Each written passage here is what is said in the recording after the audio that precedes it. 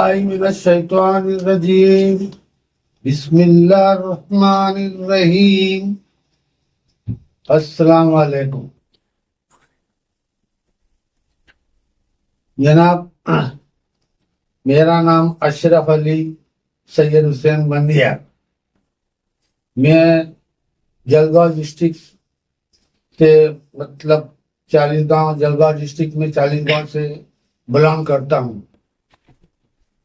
28 तारीख को जो मेरे साथ में हादसा हुआ, ये तो आप सभी ने देखा होगा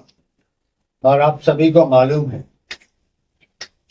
उसके दूसरे दिन के बाद पुलिस स्टेशन में एफआईआर लिखा गया है और एफआईआर लिखने के बाद उनके जो मुजरिम है, पुलिस ने उनको अरेस्ट किया और वहां कोर्ट में लाके हाजिर किया। लेकिन 3 आरोपी जो पकड़े गए थे उनको पुलिस ने कोर्ट के अंदर बेल के ऊपर 15,000 की बेल के ऊपर छोड़ दिया। ये खबर मैं सुनकर बहुत नाराज हुआ, मेरे को बहुत तकलीफ हुई। इसके बाद जनाब हमारे हिंदुस्तान रिपोर्टर के रफीक साहब ये पुलिस स्टेशन में हमारे साथ में हो, जिस वक्त एफआईआर लिखा जा रहा था उस वक्त वो हाजिर थे और उन्होंने मेरे रिपोर्ट सीरियल बनाई है। और बनाने के बाद उनको भी ये बात पता चली है कि इनका 3 लड़कों का बेल हो चुका है। ये बात उन्होंने मुंबरा शहर के अवार्ड साहब जितेंद्र अवार्ड साहब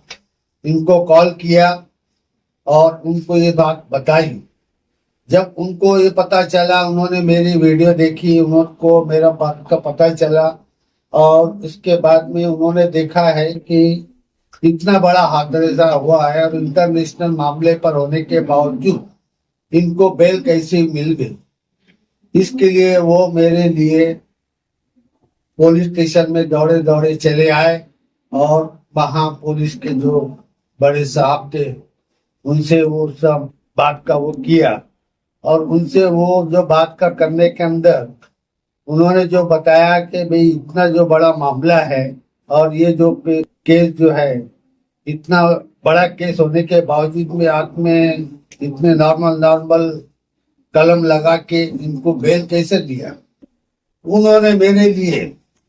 वहां पुलिस स्टेशन में संविधान के साथ जो कानून के तहत जो है वो पुलिस साहब से बात की और मेरा जो पहला रिपोर्ट था, एफआईआर का जो रिपोर्ट था, उसके बाद में हमारे जितेंद्र अवार्ड साहब ने फिर से उसको दूसरा रिपोर्ट बनाया और उसके ऊपर जो मेरा पैसा चोरी जेब से निकाला था और मुझे ट्रेन से बार बार फेंकने का जो उन्होंने प्रयत्न किया था, वो कलम पुलिस स्टेशन में नहीं लगाने की वजह से उन्होंने ये कलम को अवार्ड साहब ने संविधान के दायरे के हिसाब से उन्होंने बात को रखा है और मेरे लिए दौड़ के चले आए। और उसके बाद मेरी हालत बहुत कमजोर हो चुकी थी। मैं बहुत कमजोर होने की वजह से मेरे को सिविल हॉस्पिटल मतलब साइन हॉस्पिटल में एडमिट किया गया था। साइन हॉस्पिटल में एडमिट करने के बाद मेरे को बीमार पुष्टि के लिए मिलने के लिए आए और आने के बाद में मेरे साथ में उन्होंने जो अल्फाज बात की है कि चाचा आप मेरे बाप की जगह है, मैं आपका बेटा हूं और आपके साथ में जो अत्याचार हुआ है, जो आपके साथ में जो लड़कों ने जो किया है, अत्याचार किया है, तो इसका जो है आपको मैं इंसाफ जरूर दिलाऊंगा। और मुझे भी इस बात का उनके कहने से इस बात के कहने से मुझे भी यकीन हुआ, मुझे भी भारत की न्यायालय पर संविधान के हिसाब से मेरे को विश्वास है। और मेरे लिए जितेंद्र अवार्ड साहब कंधे से कंधा आके मिले और मेरे को तसल्ली दिया और मेरे को ये कहा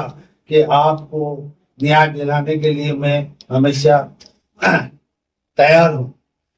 तो मैं आप सभी मुंब्रा के रहने वाले सभी मुसलमानों से और भी भाई जो भी समाज के रहते हैं सबसे मैं दरख्वास्त करता हूँ कि जितेंद्र अहवाड साहब, उन्होंने ये नहीं देखा कि मैं हिंदू है मुसलमान, उन्होंने इंसानियत के नाते और मेरे को बुजुर्ग मतलब बाप की जगह समझ के, चाचा मैं आपका बेटा हूँ, आपके बेटे जैसा हूँ और मैं आपके लिए जो न्याय है इसके दिलाने के लिए, तो ऐसे नेक इंसान बहुत कम होते हैं। तो मुझे बहुत खुशी हुई कि ऐसे जो जितेंद्र अहवाड साहब जो मुसलमानों के हमदर्द है, मुसलमानों के कुछ भी तकलीफ होती है तो उसके लिए दौड़े दौड़े चले आते हैं। रात को वक्त में देखते नहीं है, 2 बजे 3 बजे जब भी उनको उठाया जाता है वो मुसलमानों के लिए मदद के लिए दौड़े दौड़े चले आते हैं। इसके लिए मेरे आप सब मुंब्रा वासियों से, मुंब्रा वाले सभी माँ बहनों से गुजारिश है और सभी समाज वालों से गुजारिश है कि ऐसे नेता जो मुसलमानों से हमदर्दी रखते हैं, मुसलमानों के काम में दौड़ के चले आते हैं, तो ऐसे शख्स को